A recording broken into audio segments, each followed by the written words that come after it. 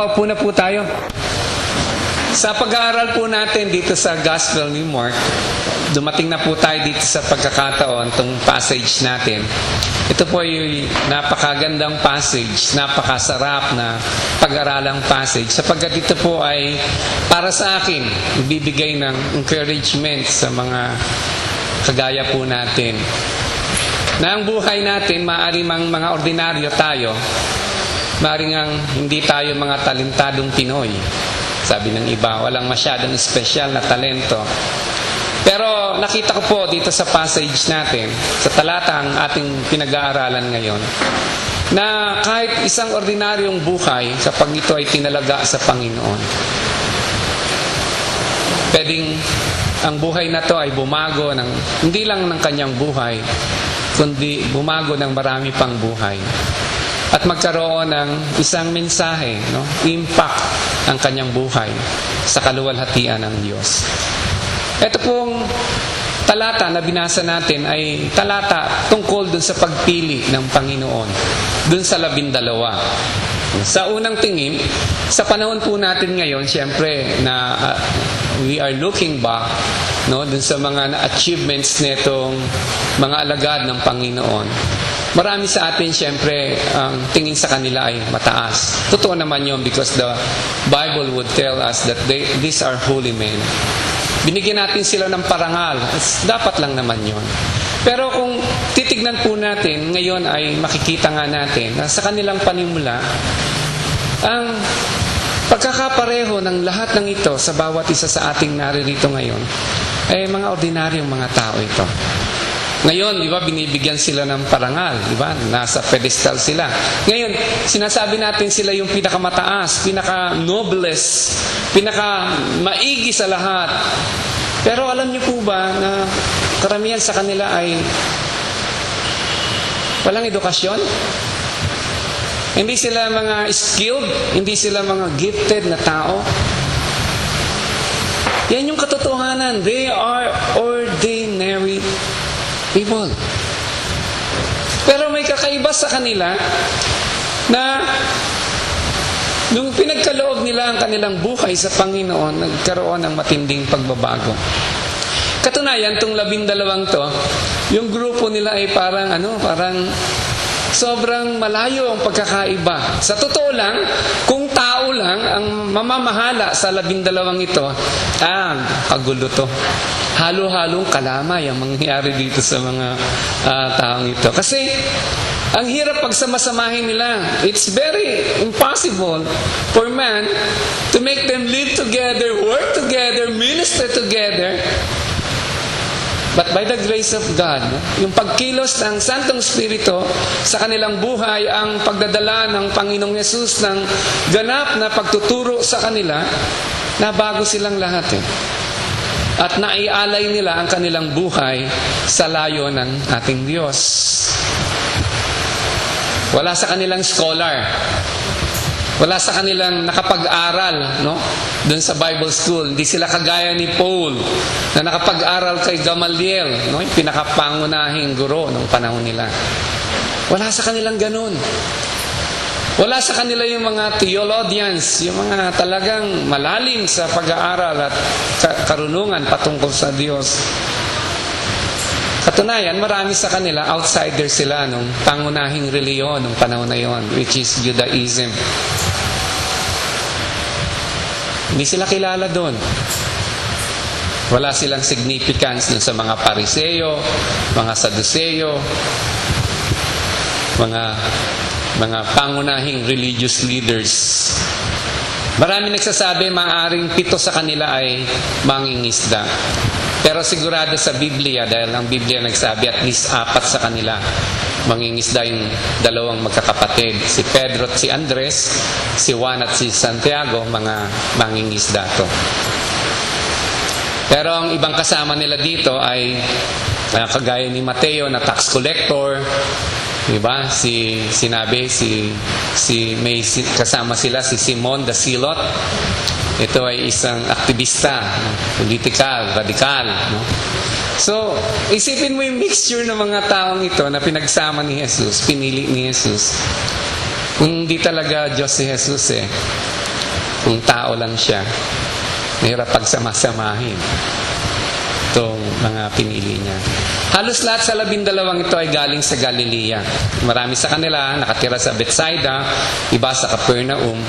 Ang nahiwalay lang talaga sa kanila si Judas, na hindi alam kung saan galing. Hindi galing sa Galilee si Judas. At sa Biblia, pag binasa natin yung Gospel, malalaman natin na marami silang mga pagkakamali, mga character flaws. Pero nakakatuwa. Kaya nga sabi ko, encouragement sa atin to eh. Ordinaryong kagaya natin, but they changed the world for Christ. Nabago nila yung mundo para kay Kristo. They turned the world upside down. 12 na sabi ng Bible, malinaw naman si Christ. It was Christ who selected them. Si Kristo mismo ang pumili sa kanila. Hindi sila nag-apply para sa trabaho. Hindi sila nagbigay ng biodata para matanggap sa trabaho. Sa John 15:16, sabi ng Panginoong Jesus, I have chosen you. Ang Panginoon ang pumili sa kanilang Panginoong Jesus. Pagka babanggitin yung pangalan nila, nakakatuwa, no? Kasi yung mga binanggit na pangalan, at katunayan yung sa Bible, yung sa Luke, sa Matthew, sa Mark, binanggit yung 12. Sa Acts chapter 1, binanggit din yung 12. Sa John, nabanggit lang yung tungkol kay yung sa mga mangingisda, kay Philip, kay Nathaniel, pero hindi binanggit sa John yung 12, yung pangalan ng 12. So sa 4 na libro ng Biblia, binanggit yung mga pangalan nila. At kung papansinin nyo, pagka binanggit yung pangalan nila, may mga iba-iba. Minsan nakakalito yung pangalan, nababago. No? Yung iba tinatawag sa pangalan nila, yung iba tinatawag sa nickname. No? At katunayan, ang isa sa mga nagbigay sa kanila ng nickname, si Jesus mismo. Kagaya ni Simon, sabi ni Lord sa kanya, ikaw ay tatawaging Pedro. No? Yung magkapatid na si Santiago at si Juan, yung anak ng kulog, si Jesus ang nagsabi nun eh. Yung sa nickname nila o sa pangalan nila, dito napasaloob din kung ano yung gustong mangyari ni Christ sa kanila at ano din yung hindi gusto mangyari ni Christ. Para bang yung mga ordinaryong mga magbabarkadahan ngayon ng panahon natin, di ba? Minsan may name naman, tas may nickname. Kung manonood kayo ng PBA or NBA, normally may mga naka-attach na parang another name. Pagka si James ng Miami, nasabi ano ang nickname ni James? Di ba? Nasabi, King James. Oh. So may mga ganong name sila. Tapos, gusto ko ding dalhin sa inyong pag-alala kasi sabi dito, pumili si Jesus ng 12. Ngayon gusto kong tandaan natin na importante ito. Walang ginagawa si Jesus na isang bagay na walang relevance dun sa kanyang gustong dalhin sa mundo. Sa mga nakaraang pag-aaral natin, di ba, nabanggit na natin na isa sa mga dahilan kung bakit ang mga Pariseo, mga Saduceo, ang mga religious leader nung panahon na yon, hindi sila talaga makakakampi kay Jesus. Sapagkat sa simula pa lang, naging malinaw na si Jesus na ang kanyang tinatatag ay bago. Hindi niya binabago yung dinatnan niyang Judaismo. Na sa totoo lang, ito yung pinakamalapit sanang sekta ng reliyon sa Diyos. Sapagkat ang kanilang pagiging reliyoso ay nakasandal dun sa lumang tipan. Although na-misinterpret nila yung lumang tipan at naging mas marami na yung tradisyon ng tao dun sa kanilang sistema ng pananambahan, kagaya nga nung pumunta si Christ dito, tisod na tisod sila kapag si Jesus ay nagpagaling sa araw ng pamamahinga. No? Bawal sa kanila yon. Katunayan, meron silang 22 chapters about Sabbath. At yung mga teacher nila, sabing isa, it took me 2 years to study 2 chapters about Sabbath. Kaya ganun sila ka-stricto dun sa kanilang nakagisnang reliyon. Nung dumating si Kristo at naging malinaw sa kanila na si Kristo hindi babaguhin, hindi kampe dun sa Judaismo, kundi nagtatayo siya ng panibagong kasunduan. Malayo dun sa luma. Naging malinaw to sa kanila nung si Jesus nagturo din patungkol sa mga bagong alak. Hindi mo lalagay ang lumang alak sa bagong sisidlan, masisira. Hindi ka magtatahi ng bagong tela sa lumang tela, masisira. Ayun yung sinasabi ni Christ. Kaya simula pa lang sa chapter 3 ng Mark, makita natin yung response ng religious leaders. Nagplano na sila kasama ng mga Herodians dun sa chapter 3, yung first passage na diniscuss natin doon, verse 6 ata, verse 7. Sinasabi, they planned to kill Jesus. Yung pride, yung kayabangan dun sa sistema nila, hindi pwedeng mabali at gusto nila na yung sistema nila ang magpatuloy. Kaya nga yung magandang balita ng kaligtasan, yung balita na tinuturo ni Kristo na para pumasok sa kaharian ng Diyos, hindi sa pamamagitan ng mabuting gawa. And kailangan mo magsisi sa iyong kasalanan. It was Christ who preached repentance. Yung sugo ng Diyos bago si Kristo, yan din yung pinapangaral. Magsisi kayo. Preparing the way of Christ. Magsisi kayo. Because this new covenant is really all about grace. It's not about good works. At malayong malayo itong sistema na sinasabi ng Panginoon dun sa kanila nakagisnan. At tayo nila magbago. Ako naniniwala because I believe si Kristo hindi gumagawa ng bagay na baliwala. May ibig sabihin kung bakit 12 yung kanyang pinili. At naniniwala ako ito'y paghuhukom sa buong Israel. Ito ay pagsasabi na may panibagong leader ang panibagong kasunduan na itatatag sa pangalan ko. Hindi lang ito isang estratehiya para marating ng Ebanghelyo yung buong mundo, kundi ito ay paghatol ni Kristo dun sa Judaismo.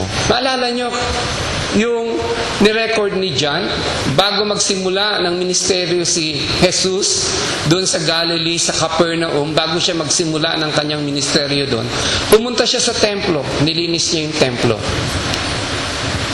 At alam nyo, 1 linggo bago ibigay ni Kristo ang kanyang katawan para mabayubay sa krus, para magdanas ng hirap at sakit, pagbayaran yung ating mga kasalanan, bumalik siya dun sa templo, nilinis niya ulit. Hindi lang minsan, kundi 2. Ito ay isang malinaw na mensaheng sinasabing walang kabuluhan ang templong ito. Katunayan, nung panahon na si Kristo ay namatay sa krus ng Kalbaryo, yung sacrifice sa temple natapos. Sapagkat nung namatay si Kristo dun sa krus ng Kalbaryo, sabi dun sa Biblia, yung kortina na naghihiwalay dun sa pinakabanal na lugar, isang 1 foot yun ang kapal ng kortinang yun, mula taas hanggang baba na punit yun. Ang krus ni Kristo ang naging dahilan ngayon kung bakit ang tao ay malaya na makalapit sa Diyos. Kaya sabi ng Hebreo, wag tayong matakot. Let's be bold. Let us enter into God's throne of grace. Makakapasok tayo sa trono ng Diyos kung saan masumpungan natin yung biyaya ng Diyos. Hindi ito sa pamamagitan ng mabuting gawa natin. Never! Hinding-hindi sa pamamagitan ng pagiging reliyoso natin. Paggawa natin mabuti. Pagpapagawa natin ng aircon sa church. Pagbili natin ng floor para sa tiles. Hindi sa pamamagitan ng mabuting gawa. Sumusunod yan. Yan ay katunayan na meron tayong totohanang relasyon kay Kristo kapag ang buhay natin ay nabago. Ang tunay na pagbabago, dala yan ng isang relasyon sa Diyos. Pakikipagrelasyon sa Diyos. Kaya nga, nung pinili ni Jesus yung 12, gusto kong dalhin sa inyong isip. na may gustong mensaheng iparating ang Panginoon sa bayan ng Israel. At ito yung judgment niya sa Israel. Na hindi katanggap-tanggap ang kanilang mga sakripisyo, ang kanilang mga ginawa. Kagaya dun sa Luke chapter 22 verse 29, ito yung sabi ni Christ. Nung ang mga alagad niya ay kasama niya, at sila ay nagdidebate kung sino yung pinakamagaling sa kanila, may sinabi si Christ na talata tungkol sa gagawin nila.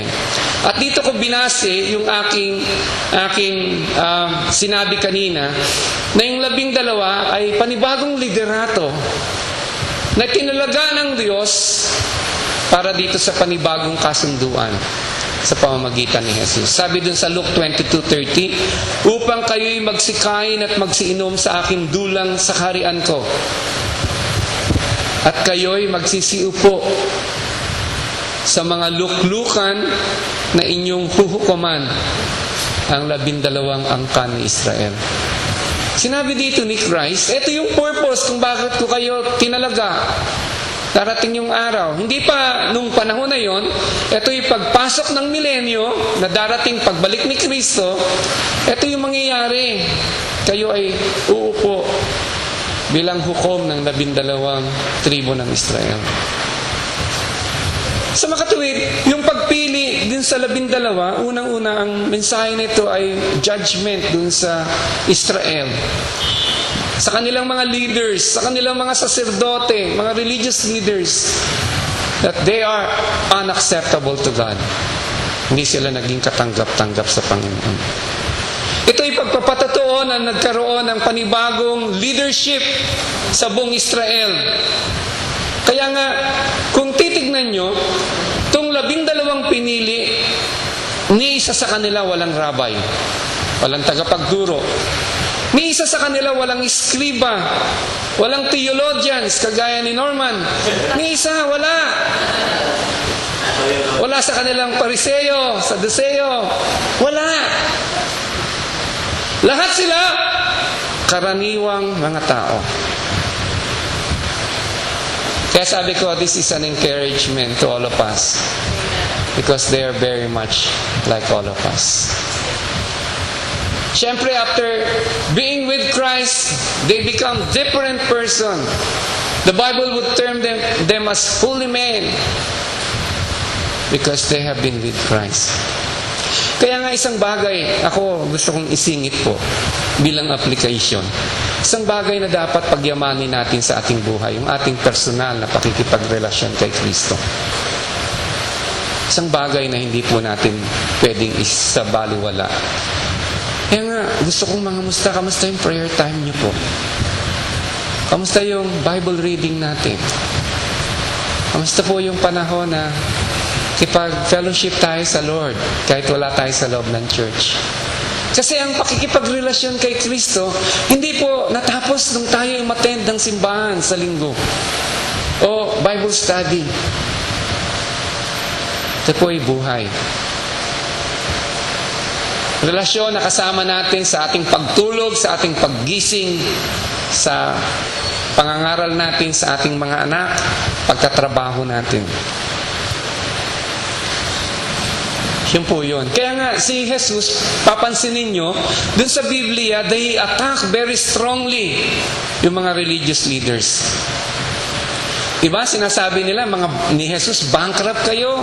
Para kayong, yung libingan, yung puntod, puti sa labas, sa loob ay nabubulok. Inatake ni Jesus yung kanilang kayabangan, yung kanilang pag-acting o hypocrisy, yung kanilang mga kasalanan, yung kanilang pagiging malupit at manluloko sa kapwa nila. Di ba sabi ni Christ, kayo, sinasabi niyo isang bagay gawin pero hindi niyo man ginagawa. Nagbigay kayo ng mas matinding pabigat sa tao na gagawin pero kayo mismo hindi niyo magawa. You're saying or teaching things you do not do yourself, but you expect others to do it.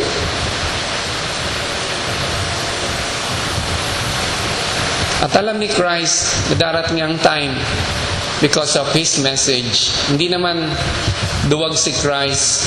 At alam niya because of His message he will be killed. Katunayan, sa chapter 3 pa lang, nabasa na natin, nagplano na ang mga Pariseo kasama ng mga Herodians. Dalawang grupong magkaiba, pero nagplano sila, nagkasundo silang ipapatay si Kristo. They are afraid that they would lose their powers. So that's why they planned it that way. Kaya nga, sa simula pa lang, alam ni Christ kung ano kanyang gagawin. Pinili niya ang 12. This is a strong message for the Israelites, for Israel. The religious system that Christ rejected them and set a new order, a new covenant. New leadership, spiritual leadership under the new covenant, and this is the 12. At itong 12 ito, sabi dun sa binasa natin, no? Ang plano ni Christ ay makasama niya.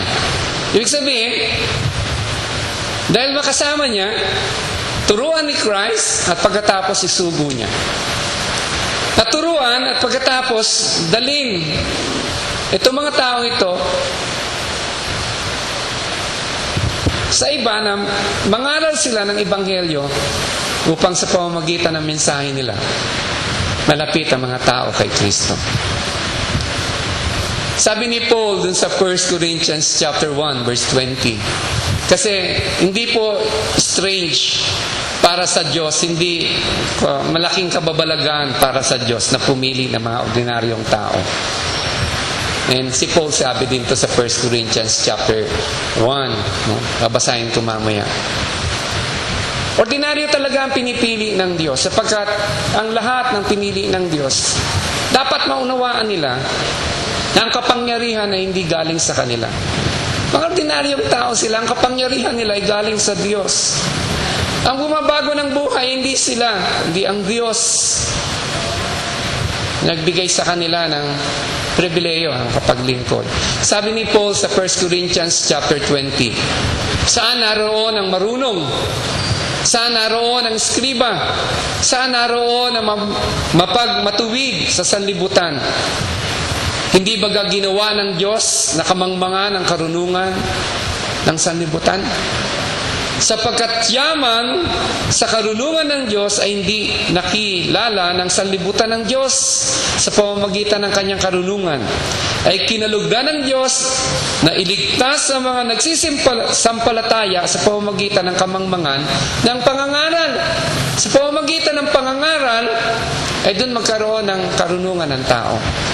The moment one receives the good news, pagtanggap sa mabuting balita, diyan nagsimula ang karunungan na meron tayo.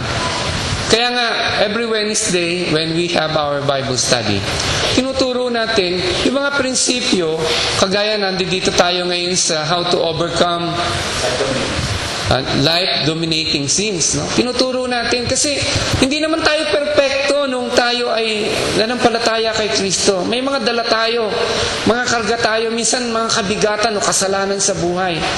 Nang hirap-hirap basagin eh.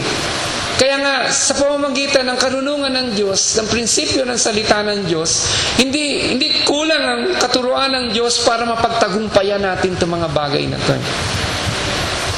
Every Sunday, tinuturuan natin yung mga tatay how to be a spiritual leader sa pamamagitan ng Pastor Vince ng bahay.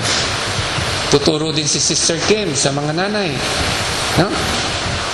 And we pray na ang pagtuturo natin hindi sa opinion ng tao, hindi yung sinabi ni Dr. Phil, kilala niyo siya, o ni Oprah, o ni sino mang matatalinong tao, kundi sa pamamagitan ng salita ng Diyos.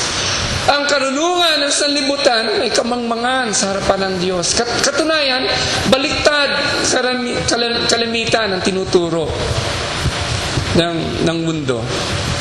Ang mundo ay magtuturo na yung patungkol sa sarili. Loving yourself is the greatest love of all, sabing ganun ng mundo. Pero kay Christ, hindi. If you want to be great, deny yourself, carry your cross daily, follow Christ. Ang mundo nakapokus sa sarili. At the moment yung tao, sarili, wala mangyari sa kanyang buhay. Siya yung pinakamalungkot na nabuhay sa sanlibutan. Pero yung taong masaya, nakalimutan ng sarili, and they offered their lives in service for God and for fellow men. Ito yung divine strategy ng Lord. Mga ordinaryo, mga mangmang, pero pinili ng Diyos, sabi ni Paul sa chapter 1, verse 25, tutuloy ko yung pagbasa ko. Sapagkat ang kamangmangan ng Diyos ay lalong marunong kaysa sa mga tao. At ang kahinaan ng Diyos ay lalong malakas kaysa sa mga tao. Hindi ibig sabihin nito, mangmang ang Diyos o mahina ang Diyos. Nasabi lang dito yung pinakamabuti, pinakamagaling sa tao ay wala pa rin yun kumpara sa Diyos. Kamangmangan pa rin yun kumpara sa Diyos. Sa verse 26, sapagkat masdan ninyo ang inyong pagkatawag, mga kapatid, na hindi ang maraming marunong ayon sa laman, hindi ang maraming may kapangyarihan, hindi ang maraming mahal na tao ang mga tinawag, kundi pinili ng Diyos ang mga bagay na kamangmangan ng sanlibutan upang hiyain niya ang mga marunong, at pinili ng Diyos ang mga bagay na mahihina ng sanlibutan upang hiyain niya ang mga bagay na malalakas. At ang mga bagay na mababa ng sanlibutan ay mga bagay na hinama. Ang pinili ng Diyos, oo nga, mga bagay na walang halaga upang mawalang halaga ang mga bagay na mahalaga. Upang walang laman o walang tao na magmapuri sa harapan ng Diyos. Intention po ng Diyos. Plano ng Diyos. Kaya nga, sabi ni Santiago, God resists the proud but gives grace to the humble. Walang sino man makakapasok sa kaharian ng Diyos hindi nakita yung kanyang pagiging ordinaryo, yung kanyang kababaan sa harapan ng Diyos. At alam nyo, itong 12 ito, kasakasama sila ni Jesus. Noong mga panahong nababasa natin, si Jesus nagpapagaling. Diba? Noong mga nakaraan, nagpapalayas ng demonyo. Kasakasama niya na itong 12 ito. Pero sa pagpili ni Jesus, naging malinaw siya. Nang gagawin niya ngayon ay mas tuturuan niya itong 12. Upang pagkatapos niyang maturuan ay maisugo niya. Kaya nga, sa maraming pagtuturo ni Kristo, kung babasahin natin yung Biblia, makikita natin na yung mga tao nagtatanong anong ibig sabihin nun. Pero yung paliwanag, binibigay ni Jesus sa 12. Kaya nga sa Gawa, chapter 4, verse 13, sabing ganun ng mga Pariseyo, mga ordinaryong tao lang to, kagaya nung nangaral si Pedro. Pero nakita nila yung kapangyarihan ni Pedro. At ang conclusion nila, yan yung dahilan kung bakit sila nagkaganyan, makapangyarihan, malakas, kasama nila si Kristo. Yan po yung pwedeng gawin ni Christ sa ordinaryong buhay. Tayo din, bawat isa sa atin, mga ordinaryo. Pero pwede tayong maging matagumpay sa buhay na to. Matagumpay sa kasalanan. Unang-una na sumisira, mawawasak, ng bababoy ng buhay natin. Ibigay sa atin ang kahihiyan. Kaya nating pagtagumpayan yan. At higit doon, kaya nating maunawaan dahil may spirito tayo ng Diyos, ang kalooban ng Diyos. At nagkaroon tayo ng pribilehiyong makalakad sa kalooban ng Diyos. Yan yung pinaka-best na pwede po nating magawa sa ating buhay. Sabi nga nung isang tao, dahil sa mundo natin ay magulo, di ba? Kung saan ka pumunta, sa Libya, magulo. Sa Middle East, magulo. Sa Israel, magulo. No? Sa Pilipinas lang ata hindi konting gulo eh. Sa villages, magulo. Kaya puro gulo-gulo, di ba? Kung gusto mo mapayapa ka, matahimik ka, punta ka dun sa sentro ng kalooban ng Panginoon. There you will find your peace. At ang isang tao may personal na relasyon kay Kristo, yan yung isang pribilehiyong meron ka sa buhay mo. Pwede mo maunawaan ang kalooban ng Diyos sa iyo. At pwede mo siyang lakaran. Ngayon yung pagtawag ni Kristo sa kanila, pagbibigay sa kanila ng title apostle, kung tayo ay nabubuhay dun sa panahon nila noon, madali nating intindihin to. Ang ibig sabihin nito, official representative. Sila yung mga official na representative ni Kristo. Apostol yung sinugo ni Kristo, pinadala ni Kristo, mga representante niya.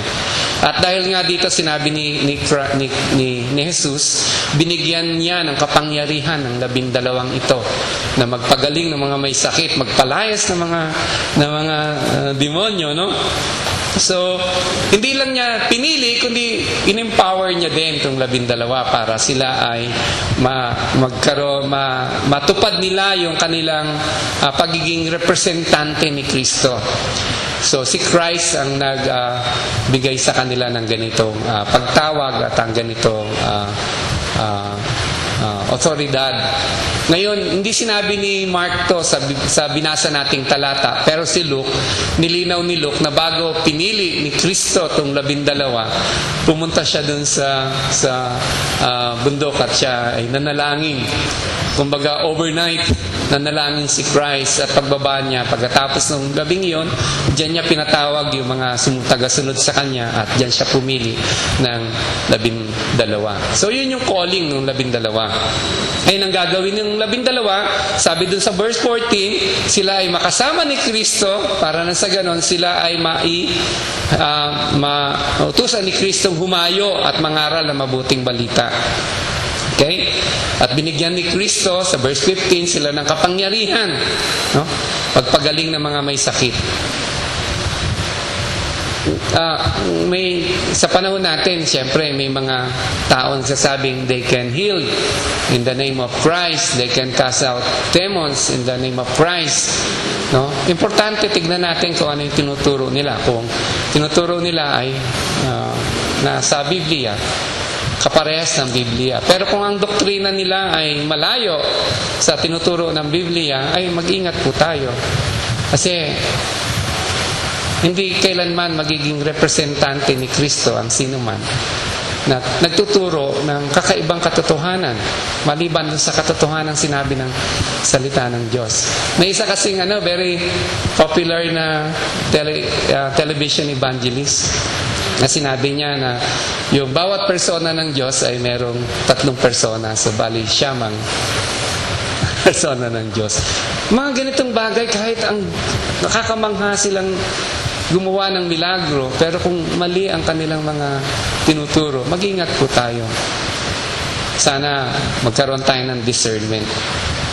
May mga kakilala ako, nagbibigay pa sa kanila. Ito yung common sa lahat ng mga gumagawa ng mga tanda at himala sa panahon natin ngayon. Isang common sa kanila yung kanilang paghimok sa pagkuha ng pera ng tao. Katunayan, kung titignan nyo yung lifestyle nila, yung bahay nila ay mansyon, mga kotse nila ay mga Rolls Royce. At malayo to dun sa standard na tinuturo ng salita ng Diyos para sa isang manggagawa. Si Kristo nga nung nandito sa lupa, wala siyang bahay.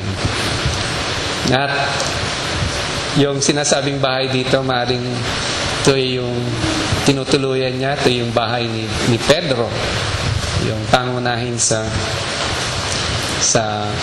kanyang mga alagad. So, yung malinaw po, yung 12, pinagkalooban ng Diyos ng ganitong kapangyarihan, no question about it.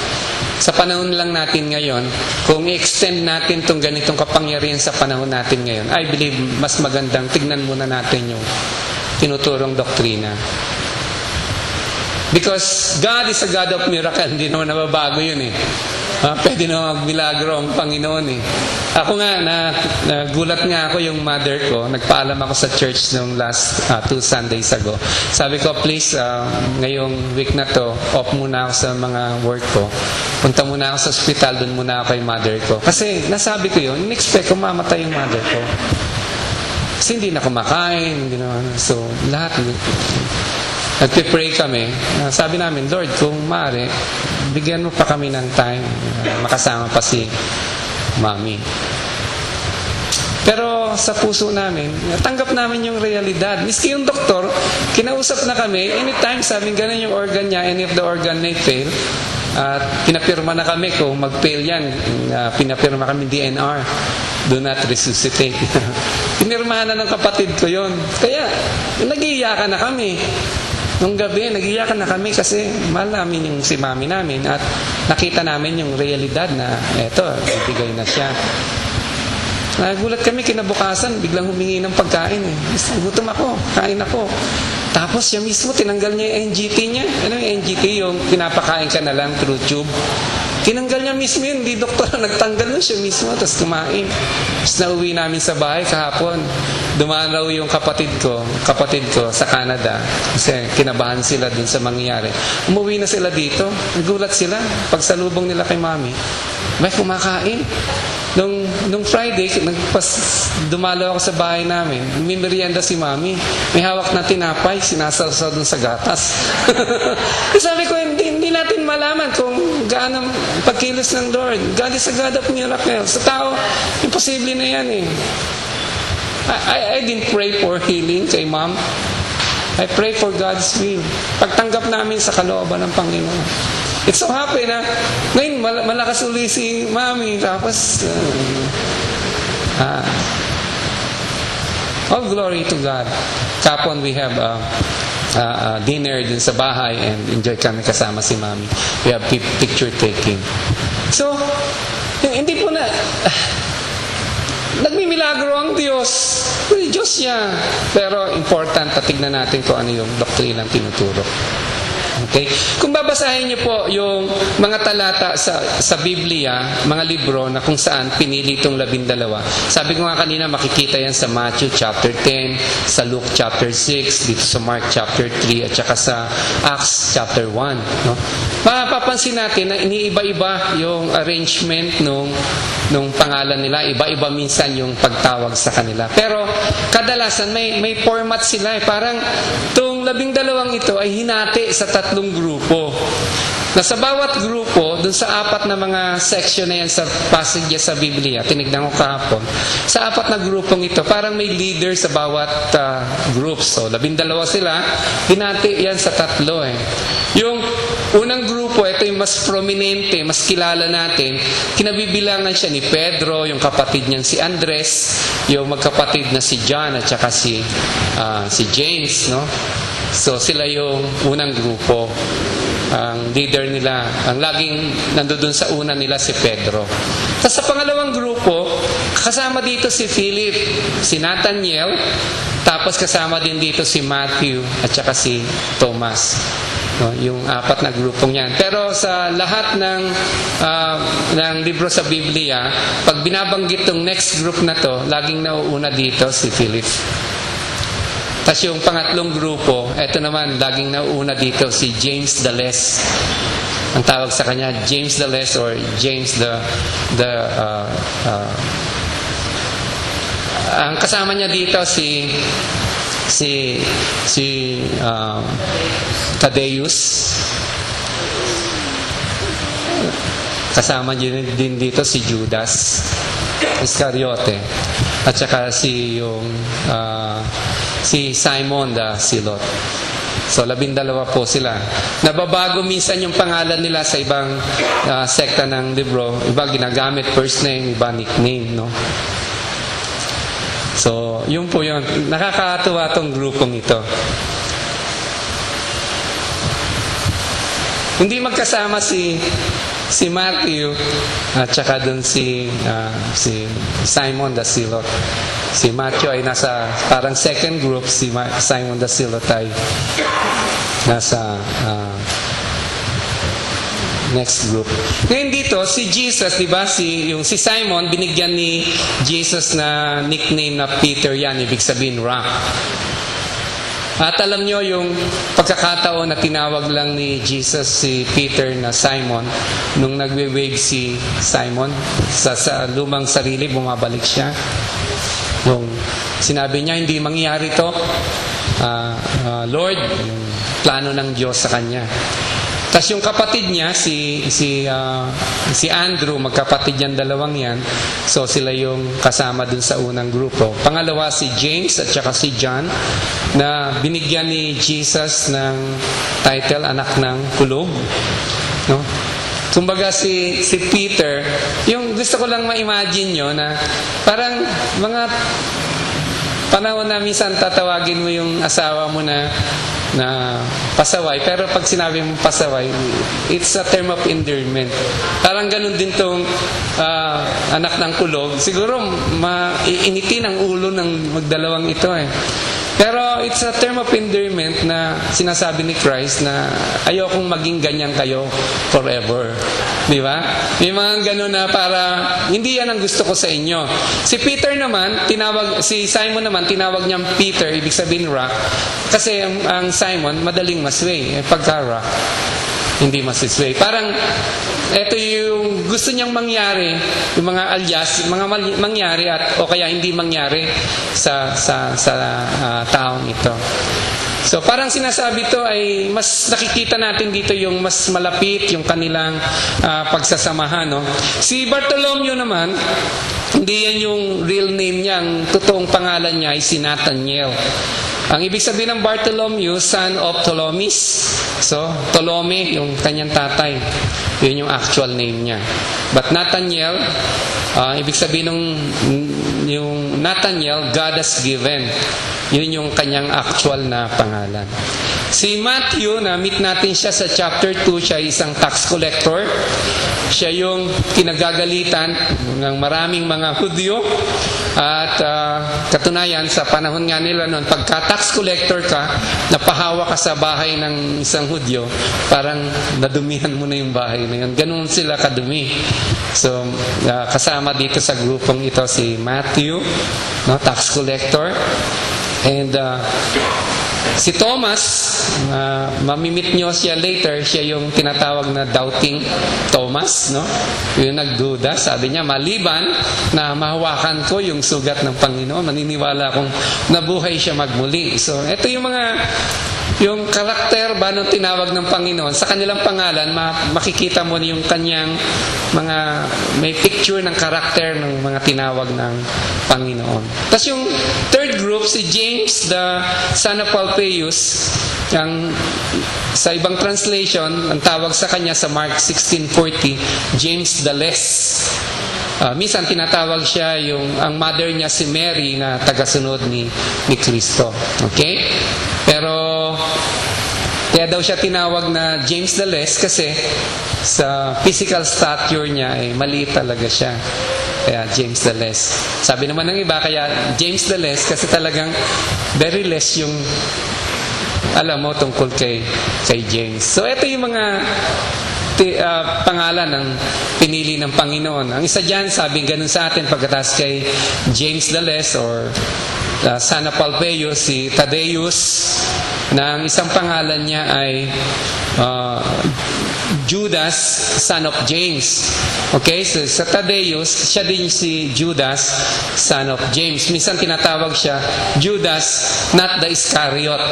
Kasi dalawa sila dun sa 12, di ba? Isa si Judas the Iscariot.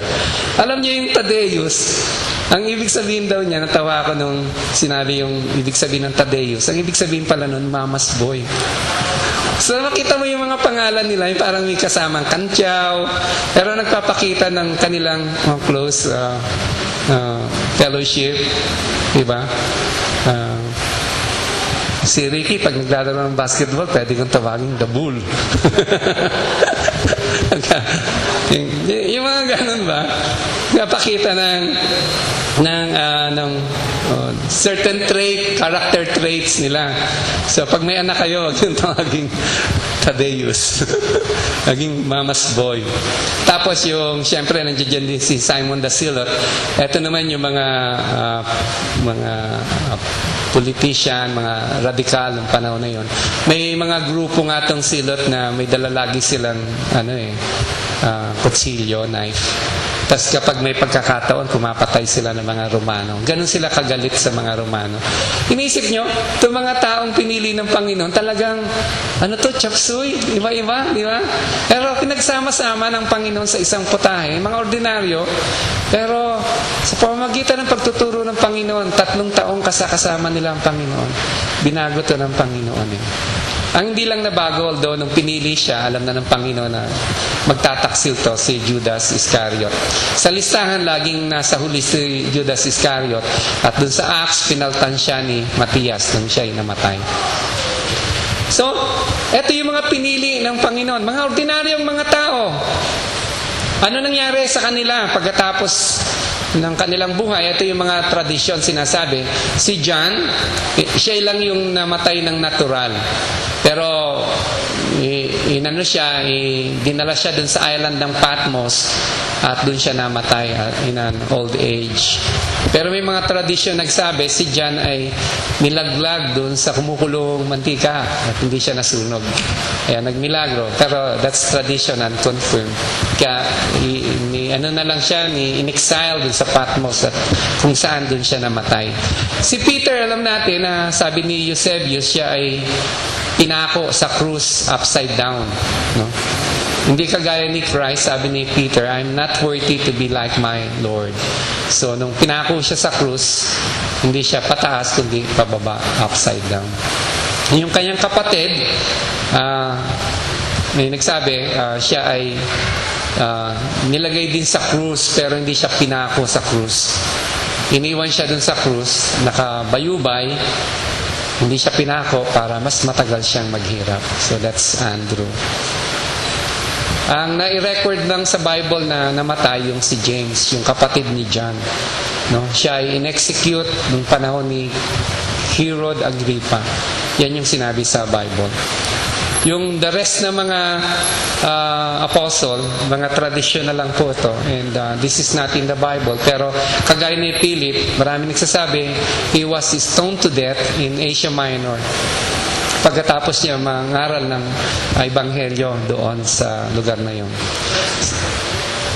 Si Philip, he was stoned to death. Tapos si Nathaniel, si Bartholomew, Nathaniel, namatay siya, tinali siya, tinapon siya sa dagat. Pinakain sa mga isda, pating. Si Matthew ay sinunog. Si Thomas ay nangaral sa India at kung saan siya ay sinibat hanggang siya ay namatay. Si James daw, the son of Alphaeus, he was also stoned to death by the Jews because he preached Christ. Si Simon the Zealot, nangaral siya sa Egypt, sabi ng tradisyon, sa Persia, sa North Africa. At kagaya ni Isaiah, siya po ay pinatay, hinati siya, nilagari siya. Si Judas, si Thaddeus, the son of James, si Mama's boy, he was clubbed to death. Kaya siya namatay. Okay. Maganda tong passage natin this morning. Kung isipin po natin, they are ordinary people that become extraordinary when they put their lives and they place their lives in the hands of Christ our Lord. At gaya po sa panahon natin ngayon, challenge po sa bawat isa sa atin. Ordinaryo tayo. But we can be welcome to this group kung pipiliin natin. Isukong buong buo ang buhay natin kay Jesus. At hayaan nating pangunahan tayo ng Panginoon sa ating buhay. Ordinaryo, alam nating hindi ito kakayanan natin. Ordinaryo, alam natin hindi ito kapangyarihan natin na gagawa sa ating buhay. But Christ can do it for us if we want to. Kung papayagan natin siya. Yan yung hamon ko sa bawat isa sa atin. Mga estudyante, sa mga nagtatrabaho, sa mga pamilya, sa mga tatay na naririto. let's really put Christ number one. Ordinary as we are, we never can tell what Christ would do at the end of our lives. Diba? Maganda naman pag nabuhay tayo dito, pag alis natin, we made a mark. Diba? Only God can do it for us. Only Christ. Just like what He did for the 12 whom He had selected before. Church, would you say amen to that? Amen. Let's pray. Let's thank the Lord. Dakilang Diyos, marami pong salamat. Kayo po ay mabuting Diyos at kayo po ang tunay na may kapangyarihan. Dalangin po namin ngayong umaga sa nabasa po namin, sa napagtalakayan po namin mga buhay ng 12, mga ordinaryong tao na siyang ginamit mo sa iyong kaharian. Nawa po may naiwan sa aming pag-asa, bawat isa sa amin. May naiwan sa aming hamon. May naiwan sa aming pagnanasa na kami rin ay maging kagaya nila. Hindi man alam po namin ang kakayanan ng bawat isa sa amin, kundi nagtitiwala sa iyo, Diyos, na kayo lang po ang pwedeng makagawa ng pinakamabuti at pinakamainam sa aming buhay. Patuloy mong patawarin, Diyos, ang aming mga kasalanan. At nawa po, sa araw-araw, mapakita po namin ang aming pagtitiwala sa iyo sa lahat po ng aming iniisip, sinasabi at ginagawa. Make us like you, Lord Christ. Make us learn, appreciate, honestly believe that you can do so much with our lives if we place it under your care. In Jesus' name, amen.